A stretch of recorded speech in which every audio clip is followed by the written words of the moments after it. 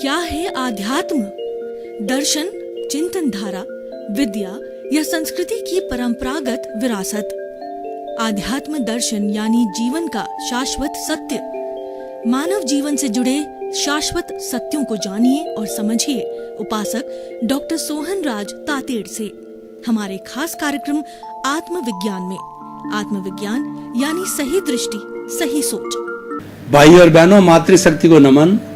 Studio में आपका हार्दिक स्वागत, अभिनंदन है, सत्कार है। आत्मविज्ञान साइंस ऑफ द सोल कार्यक्रम के अंतर्गत हम आपको सही दृष्टि, सही सोच, राइट विजन, राइट थिंकिंग के तहत आपकी जो नकारात्मक सोच है उसको सकारात्मक में बदलते हैं, आपको एक अच्छा इंसान बनाते हैं। और ये सारा कार्य हम अलग अलग एपिसोड्स के माध्यम से करते हैं। प्रतिदिन नया नया विषय लेते हैं, नया नया प्रसंग लेते हैं। तो आज का हमारा बहुत ही सुंदर विषय है कि सृष्टि का नियम संतुलन। भाई और बहनों, संतुलन का मतलब इक्विलिब्रियम, बैलेंस और सामंजस्य। जब जहां पर सामंजस्य है उसी का नाम सृष्टि है। देखिए कि सूर्य हमेशा पूर्व दिशा में उगता है और पश्चिम दिशा में अस्त होता है, और सूर्योदय के बाद में दिन आता है, सूर्य अस्त के बाद रात होती है, और रात में तारे चमकते हैं और ग्रह होते हैं, नक्षत्र होते हैं, और सारी निहारिकाएं होती है। ये पूरी कुदरत है, पूरी सृष्टि है। और ये सृष्टि है पंचभूतात्मक है। पृथ्वी, जल, अग्नि, वायु और आकाश, 5 ही मूल भूतों से सारी सृष्टि, ब्रह्मांड, लोक, संसार और हमारा ये वर्ल्ड बना हुआ होता है। तो इस पूरे में संतुलन होता है, तब जाके ये सही सही चलती है। संतुलन को, पृथ्वी के संतुलन को जो वैज्ञानिक लोग हैं वो सेंटर ऑफ ग्रेविटी बोलते हैं। मतलब ये है कि जो पृथ्वी होती है अपनी धुरी पे घूमती रहती है, और ये सूर्य के चारों ओर चक्कर लगाती है, और चंद्रमा पृथ्वी के चारों ओर चक्कर लगाते हैं। सूर्य स्थायी है, सूर्य उगता है और अस्त होता है, चक्कर लगाने वाले होते हैं। वो हमारी पृथ्वी है और हमारा चंद्रमा है, और उसके बाद में तारे हैं, वो सारे एक जगह फिक्स होते हैं, निहारिकाएं वगैरह। तो घूमती है पृथ्वी। पृथ्वी जो है अपनी धुरी पर घूमती है। अगर धुरी सही होती है तो वह जो है कोई प्रॉब्लम नहीं होती, घूमती रहती है। हम जो लट्टू घुमाते हैं उस लट्टू धुरी पर घूमता रहे तब तक सही चलेगा। थोड़ा टिल्ट हो गया, इसका मतलब सेंटर ऑफ ग्रेविटी उसकी डिस्टर्ब हो गई, तो पृथ्वी घूमते घूमते 2, 4, 5% एंगल से अगर डिविएट हो गई तो बहुत बड़ा असंतुलन हो जाता है। और वह संतुलन इतना भयंकर होता है कि वो प्रलय ला देता है। ये जितने भी हमारी अतिवृष्टि, अनावृष्टि और हमारा सुनामी है और प्लेग है, महामारी है, ये कोरोना है, ये सारी क्या है कि ये सृष्टि के असंतुलन के कारण होता है। आज मनुष्य जो कि अपने आप को इस सृष्टि का भक्त नहीं मान करके, सृष्टि को अपने आप को पुत्रवत नहीं मानता है और कहता है कि सारी दुनिया मेरी जेब में है, मैं तो दुनिया का विजेता हूँ। तो इसने क्या किया? पृथ्वी, जल, अग्नि, वायु और आकाश है, इसका जबरदस्त दोहन किया, इसको असंतुलित किया। दोहन कैसे किया कि आज इंसान ने पृथ्वी माँ की गर्भ को चीर चीर करके और हजारों जो है वो मीटर नीचे से पेट्रोलियम निकाला और भी कई प्रोडक्ट निकाले, और माइंस के खोद करके मिनरल्स निकाले, हीरे, पन्ने, माणक, मोती, मकराना वगैरह है, सब माँ की गर्भ से निकाले, क्योंकि ये सारी सामग्री माँ की गर्भ में होती है। और जल का उसने दोहन किया, और जिसको 1 बाल्टी पानी चाहिए 10 बाल्टी पानी गिरा था, उसको पोल्यूट किया। उसके अंदर कलर केमिकल्स जो है हमारी फैक्ट्रियों से बाहर आते हैं, कपड़े की रंगाई का, छपाई का, लेदर का वगैरह, जो हमारी गंगा मैली हुई है, ये अशुद्धियाँ छोड़ने से, मनुष्य की अशुद्धियाँ, फैक्ट्रियों की अशुद्धियाँ छोड़ करके गंगा मैली होगी, यानी ये वाटर पोल्यूशन हुआ। अर्थ पोल्यूशन, वाटर पोल्यूशन, और तीसरा एयर पोल्यूशन, फैक्ट्रियों। हमारी एयर के अंदर प्राण वायु जो है वो मुख्य तत्व है, ऑक्सीजन, उसके साथ साथ में नाइट्रोजन, हीलियम, हाइड्रोजन वगैरह बहुत सी गैसें मिली रहती है।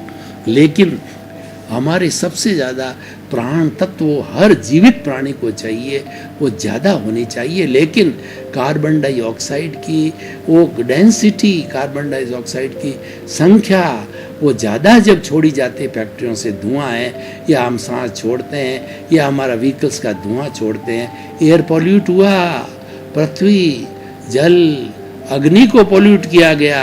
हमने छोड़ के धुआं करके अग्नि को अशुद्ध किया, आकाश को अशुद्ध किया। वो सारा धुआं, वो सारी कार्बन डाइऑक्साइड, सारी अशुद्धियाँ हैं हमारे आकाश में चली गई। पांचों मूल तत्व आज पॉल्यूटेड हो गए। ये असामंजस्य हुआ, ये असंतुलन हुआ, इसी कारण बीमारी बढ़ी, कोरोना आया। अगर ये संतुलित नहीं रहता तो ये इतना संक्रामक रोग नहीं फैलता। ये बात अलग है कि चीन ने जो है वो वुहान के अंदर इस चीज़ को वहाँ से चमगादड़ों से लिया और फिर इस पर रोक नहीं लगाई, पूरे विश्व में जानबूझ करके फैलाया और विश्व उसकी त्रासदी भुगत रहा है, वो विषय अलग है। लेकिन ये कुल मिला करके ये सृष्टि के असंतुलन से हुआ। सृष्टि का असंतुलन नहीं होती है तो नदियाँ अपने डायरेक्शन से बहती है, ऋतुएं, सर्दी, गर्मी, बरसात, जितने भी क्षेत्र की ऋतुएं समय से आती है और उसके अंदर जाती है। और पेड़ पौधे हैं वो समय से बड़े होते हैं, समय से फल देते हैं, फ्रूट देते हैं, सब्जियां आती है, और 84 लाख जीवा योनियों का भरण पोषण होता है। देखिए कितनी बड़ी एक बात मैं आपको बताना चाहता हूँ कि हमारी भारतीय संस्कृति में जीवित प्राणी, लिविंग एनिमल्स, एनिमेट्स, वो 84 लाख जीवा योनि उत्पत्ति स्थान है। इसको बहुत हृदयंगम और आत्मसात करना चाहिए, क्योंकि ये सृष्टि के संतुलन से जुड़ा हुआ है। वो कौन कौन से हैं? वो है हमारा, जैसे मूल तो हमारी 4 गति है, नरक गति, तिर्यंज गति, मनुष्य गति, देव गति, और 5वीं मुक्ति की अवस्था, मोक्ष। इसी में ही जीवित प्राणी रहते हैं और इसके अंदर अपने अपने कर्मों के अनुरूप जो है घूमते रहते हैं। लेकिन वो 84 लाख जीवा योनियों की कैटेगरी कौन सी है?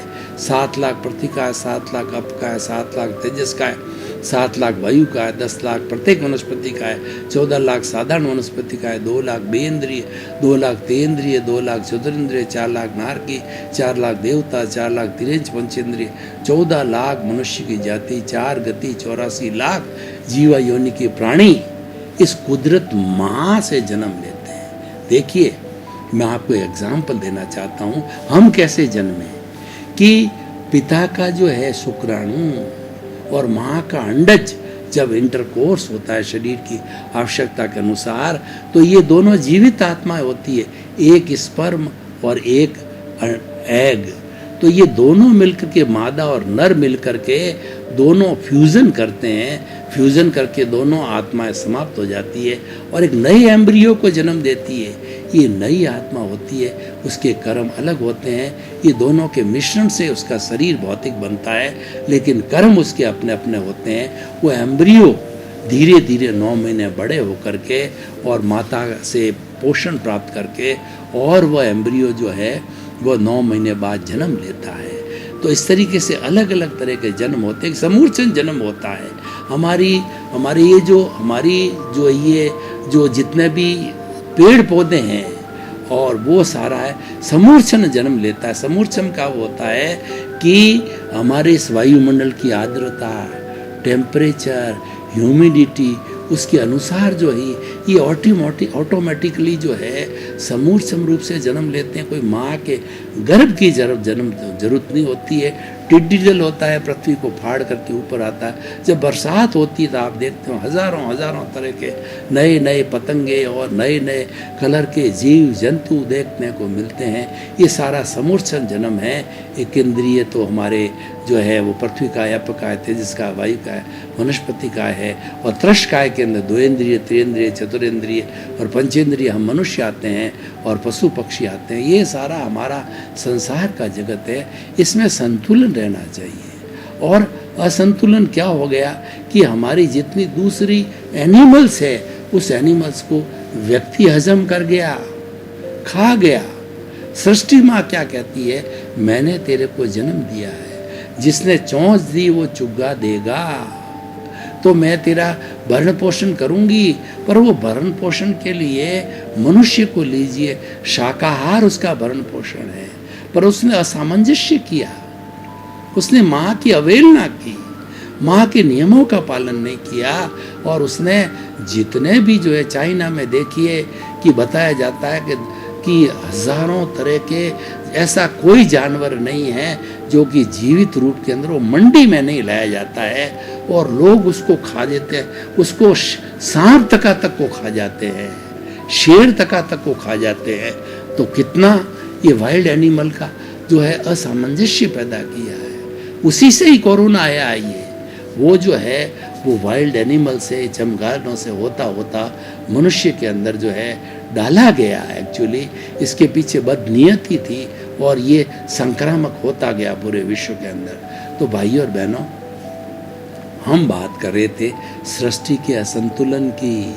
अगर आप देखिए कोरोना के 2-3 लॉकडाउन के पीरियड के अंदर हमने देखा कि जालंधर से जो है हमारा हिमालय साफ नज़र आ रहा था और हमारे जितने सरोवर थे, नदी थे, नाले थे, एकदम शुद्ध नज़र आ रहे थे।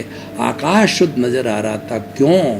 कि उसको पॉल्यूट करने वाला इंसान घर में बैठा था और उसने, पृथ्वी ने ये झटका दिया, हमारी सृष्टि माँ ने, हमारी कुदरत माँ ने, कि तू घर में उसको पैक किया, घर में उसको बंद किया। क्योंकि उसको सृष्टि को संतुलित करना था, सृष्टि को शुद्ध करना था, अनपॉल्यूटेड करना था।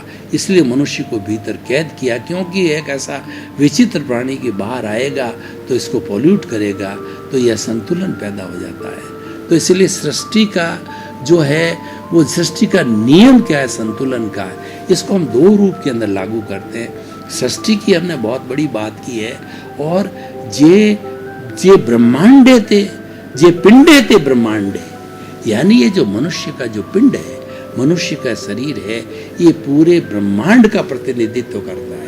तो ब्रह्मांड की तो हमने बात की है, अब हम पिंड की बात करते हैं। ये पिंड पंचभूतात्मक है, पृथ्वी, जल, अग्नि, वायु और आकाश से बना हुआ है और उससे ही पोषित होता है और उसी के अंदर ही विलीन होता है जब मर जाता है, और पूरे जीवन भर 5 इन भूतों से पोषण करता रहता है। तो भाइयों और बहनों, हम जो है इसके संतुलन की बात करें कि इसका संतुलन क्या है।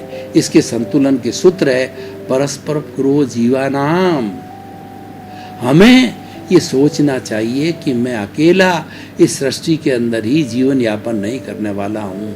84 लाख जीवा योनि सभी जीवन यापन करने वाली है और मैं उतना ही सृष्टि से लूँ जो भरण पोषण करूँ जितनी मुझे नीड है।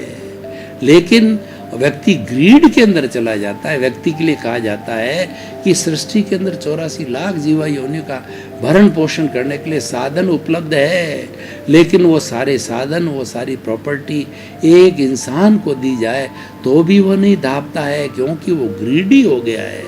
क्योंकि उसकी जो है तृष्णा है, उसकी लालसा है आकाश की समान अनंत है। तो ये ग्रीड को रोका ना जाना चाहिए। ये ग्रीड असंतुलन पैदा करता है। ये व्यक्ति का असंतुलन है, क्योंकि इस पिंड का असंतुलन है। पिंड असंतुलित होता है तो ब्रह्मांड असंतुलित होता है, ब्रह्मांड असंतुलित होता है तो पिंड असंतुलित होता है। ब्रह्मांड के संतुलन की हमने बात करी, अब पिंड के संतुलन की हम बात करें। पिंड का संतुलन क्या है? Live and let other live. स्वयं जियो, दूसरों को जीने दो। परार्थ की चेतना होती है कि मैं भी सुखी रहूं, मेरा पड़ोसी भी सुखी मिले। सर्वे भवन्तु सुखिनः सर्वे भवन्तु निरामया। इस सृष्टि के समस्त प्राणियों को सुख मिले, शांति मिले, आनंद मिले, प्रेम मिले और अच्छा स्वास्थ्य मिले, उन सब के प्रति मंगल भावना, ये लिव एंड लेट की भावना है, ये भावना रखनी चाहिए। परंतु बहुत से स्वार्थी होते हैं कि मैंने पिया, मेरे बैल ने पिया, कुआं डहे तो डहे। क्या हुआ कि कोई भी पुराने ज़माने के अंदर लोग भेड़ें चराया करते थे। हमारे अमेरिका के राष्ट्रपति अब्राहम लिंकन भी वो गडरिये थे। तो ऐसे भेड़ चराने वाले लोगों की दो तरह की मानसिकता होती है। एक तो अपने पूरे भेड़ों का या जितना भी उनके पास में पशु जो है दल है उसको पिला करके और वो आराम से कहता है भाई इनकी तृप्ति हो गई। लेकिन एक दूसरा चिंतन क्या कि अब तो मेरे पशु के दल ने पूरा पानी पी लिया है, अब ये कुआं जो पानी दे रहा है वो डह जाए तो मुझे क्या लेना देना है। मैंने पिया, स्वयं ने पी लिया उसने, और मेरे बैल ने पिया यानी पशु दल ने पी लिया, अब कुआं डहे तो नहीं डहे। नहीं, कुआं क्यों डहे, ऐसी बुरा भावना क्यों की जाए। हम जो है कितना जीवन में बुरी भावना करते हैं कि व्यक्ति पराये दुख से दुबला हो रहा है, स्वयं के दुख से तो कम परेशान है, दूसरे के दुख से ज़्यादा परेशान है, क्योंकि वो कंपटीशन में चला गया है और इसी कंपटीशन से सुसाइड हो रहा है, इसी कंपटीशन से डिप्रेशन आ गया है। वह सोचता है कि मेरे पड़ोसी का 5 मंजिला मकान बन गया, मेरा तो 1 मंजिल का ही मकान है, तो उसका 5 मंजिल का मकान है, ईश्वर ढहा दे तो अच्छा है और वो खराब हो जाए तो अच्छा है, वो टूट जाए तो अच्छा है। ऐसी नकारात्मक सोच, ऐसी घृणा की भावना, ऐसी जेलेसी की भावना है, वह असंतुलन पैदा करती है। पिंड में असंतुलन, जितने भी नकारात्मक सोच है वह सब पिंड में असंतुलन पैदा करते हैं। और पिंड का संबंध है वो ब्रह्मांड से है। पिंड असंतुलित हो गया तो निश्चित तौर पे ब्रह्मांड हो जाएगा। ब्रह्मांड का जो बीज स्वरूप है वह पिंड होता है। आपने देखा होगा कि बरगद का पेड़ होता है, उसका जो बीज होता है बहुत छोटा होता है, वो बीज इतना बड़ा बरगद का पेड़ बना देता है, क्योंकि उसमें उगने की शक्ति है, उसके अंदर ताकत है और वह सूक्ष्म है। सूक्ष्म की ताकत स्थूल से बहुत ज़्यादा होती है। सूक्ष्म के नियम अलग है, स्थूल के नियम अलग होते हैं। तो हम ये कहना चाह रहे थे कि पिंड का असंतुलन रोकिए, नकारात्मक सोच को समाप्त कीजिए, सकारात्मक पैदा कीजिए। सभी सुखी रहें, मैं भी सुखी रहूं, परिवार के सब सदस्य विकास करते रहे, किसी के प्रति हमारी जेलसी नहीं हो, किसी के प्रति हमारा घृणा नहीं हो। और ये सब बातें होती क्यों हैं? इसका होने का कारण ये है ईगो। हमारा जो मन, बुद्धि, चित्त और अहंकार जो पिंड का स्वरूप है, यह संतुलन पैदा करता है। मन बिगड़ गया, बुद्धि बिगड़ जाती है, बुद्धि बिगड़ जाती है तो चित्त बिगड़ता जाता है। और ये बिगड़ता क्यों है कि इन सब पे अहंकार सिग्नेचर कर देता है, मैंने कर दिया। होता क्या है कि मन क्या ये पैम्पलेट निकालता है, जैसे कि कभी भी चुनाव आता है तो कई तरह के पैम्पलेट्स होता है, तो हमारा मन पैम्पलेट दिखाता है और बुद्धि जो है वह चिल्लाती रहती है कि ये पैम्पलेट अच्छा है, ये पैम्पलेट खराब है, इसको ले लो। और वह उछल कूद करती है बंदर की तरह, सद्बुद्धि कुबुद्धि। तो और वो उसके बाद के अंदर जो चित्त है वो चित्त क्या उसका फोटो खींचता रहता है। बुद्धि जैसे बोलती है वह उसका चित्र खींचता है। वो 2-3 तरह के जैसे मान लो विकल्प आते हैं कि मन ने जो पैम्पलेट दिए वो बुद्धि उसको 2-3 तरह के पैम्पलेट लगाती, ये अच्छा है, ये बुरा होता है। अब क्या होता है कि जो हमारा अहंकार होता है जब सिग्नेचर कर देता है, क्योंकि मन, बुद्धि, चित्त, अहंकार का जो मालिक अंतःकरण का है, वह अहंकार भी 2 तरह के होते हैं, पॉजिटिव अहंकार और नेगेटिव अहंकार। पॉजिटिव अहंकार होना चाहिए। पॉजिटिव अहंकार क्या है कि मैं लोगों की भलाई के कार्य करूं, मैं अपना ऐसा व्यवसाय करूं कि ज़्यादा से ज़्यादा लोगों को रोजगार मिले, मैं अपने घर में ऐसा बर्ताव करूं कि सभी प्रेम के साथ रहे, किसी को कोई तकलीफ नहीं, सब हिलमिल के रहे, सबको न्याय मिले, सबको शांति मिले। ये संतुलन का तरीका है। ये हमारा पॉजिटिव अहंकार है। नेगेटिव अहंकार बर्बाद करता है। रावण को देखिए, रावण का अहंकार नेगेटिव था, इसीलिए वो बर्बाद हुआ। और रावण इस पूरे विश्व का सबसे बड़ा वेदों का ज्ञाता था, शिव भक्त था, और उसके पास कई रिद्धियाँ थी, सिद्धियाँ थी, बहुत से देवताओं को उसमें वश में कर रखा था, लेकिन अहंकार के वशीभूत होकर के वो समाप्त हो गया। तो ये जो है हमारे पिंड का संतुलन है। नकारात्मक सोच, कुल 18 तरह की नकारात्मक सोच इस पिंड में पलती है।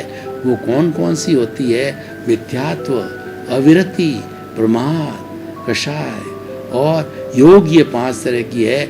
और 18 तरह के जो दोष है, क्रांतिपा, वर्षावाद, अदत्तादान, मैथुन, परिग्रह, क्रोध, मान, माया, लोभ, राग, द्वेष, कलह, अव्याख्यान, प्रशून्य, परपरिवाद, रति, माया मर्षा और मिथ्या दर्शन, शल्यपात, ये 18 तरह के दोष है, 18 तरह के नकारात्मक भाव है।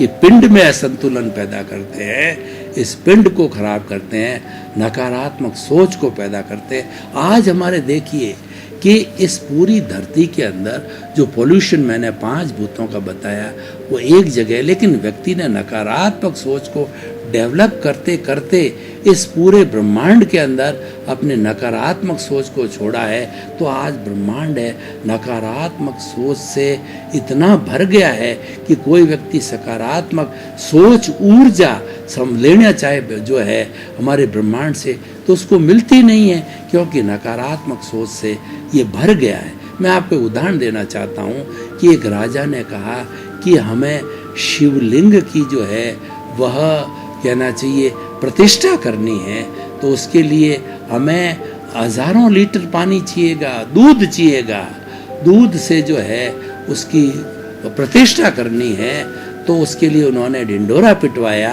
अपने पूरे के जो पूर्णिमा का जो चंद्रमा क्यों रात में जो है व्यक्ति को टाइम मिलता है, दिन में बिजी रहता है, तो तालाब को साफ किया गया और ढिंडोरा पिटाया गया कि हर एक व्यक्ति एक एक शुद्ध जो है वो दूध का लोटा इसमें डाले, तो दूध से जो है हम शिवलिंग की प्रतिष्ठा करेंगे। अब देखिए नकारात्मक सोच कितना असमंजस्य वाली बात बता रहा हूँ, कितना पैदा करता असमंजस्य की।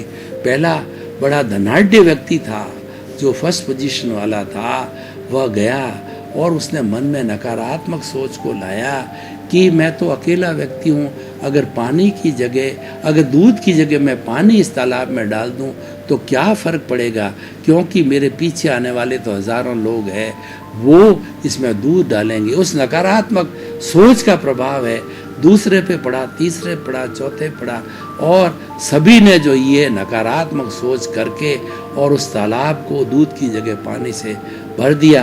राजा ने सुबह निरीक्षण किया कि अब उसका दूध का उपयोग करके और हम शिव जी की प्रतिष्ठा करें लिंग के, तो मालूम पड़ा कि वो तो पानी से भरा हुआ है। ये एक रूपक है, एक उदाहरण है कि हमारी नकारात्मक सोच का कितना प्रभाव पड़ता है, सकारात्मक सोच का कितना प्रभाव पड़ता है। इसलिए हमें सोच हमेशा दूसरों की भलाई की रखनी चाहिए। भाई और बहनों, आपका बहुत बहुत धन्यवाद। आप हमारा आत्मविज्ञान कार्यक्रम बराबर देखते रहिए। आत्मविज्ञान कार्यक्रम में सफलता के सूत्र है, जीवन निर्माण के सूत्र है, लाइफ स्टाइल के सूत्र है, जीवन अच्छा कैसे बने, सारे सूत्र अलग अलग एपिसोड्स के माध्यम से बनाए जाते हैं। कुल मिलाकर के हमारा एक ही सिद्धांत है कि नकारात्मक सोच की जगह सकारात्मक सोच का बीजारोपण हो और सकारात्मक सोच वो जगह ले। इसी क्रम में आपके प्रति मंगल भावना शुभ। क्या है आध्यात्म? दर्शन, चिंतन धारा, विद्या या संस्कृति की परंपरागत विरासत। आध्यात्म दर्शन यानी जीवन का शाश्वत सत्य। मानव जीवन से जुड़े शाश्वत सत्यों को जानिए और समझिए उपासक डॉक्टर सोहन राज तातेड़ से हमारे खास कार्यक्रम आत्मविज्ञान में। आत्मविज्ञान यानी सही दृष्टि, सही सोच।